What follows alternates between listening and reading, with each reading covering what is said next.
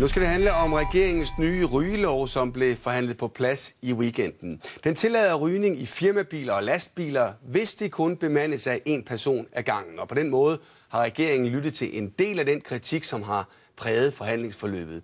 Men det er ikke alle lastbilchauffører, der er tilfredse med den løsning. Helene Risgaard, som de nu skal møde, vil gerne have haft helt røgfrie lastbiler. Helene Risgaard er ikke ryger og lastbilchauffør.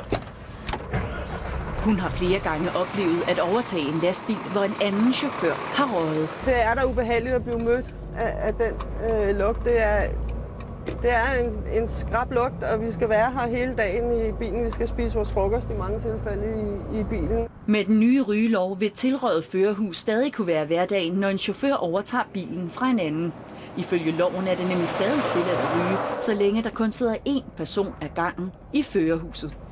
Men ifølge formanden for forebyggelsesudvalget i Lægeforeningen er der grund til at være forsigtig, også selvom man ikke bliver direkte udsat for røg. Tobaksrøgen sætter sig på de indvendige overflader, og derfra er det faktisk ikke rigtigt til at lufte ud.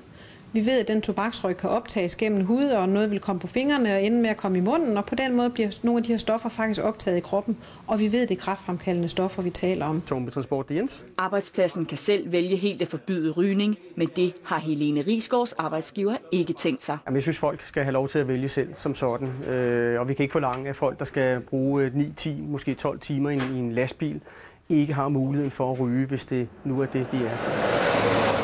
En lov, der helt forbyder kollegerne at ryge, mener Helene Risgaard ikke er løsningen, men derimod 2 sæt biler. Det er ikke nogen dårlig idé med nogle biler måske, som der er til ryger, og nogle biler til ikke ryger. Altså det vil jo være på den måde, at man så vidste altid, at man aldrig steg i en bil, der havde været røget i.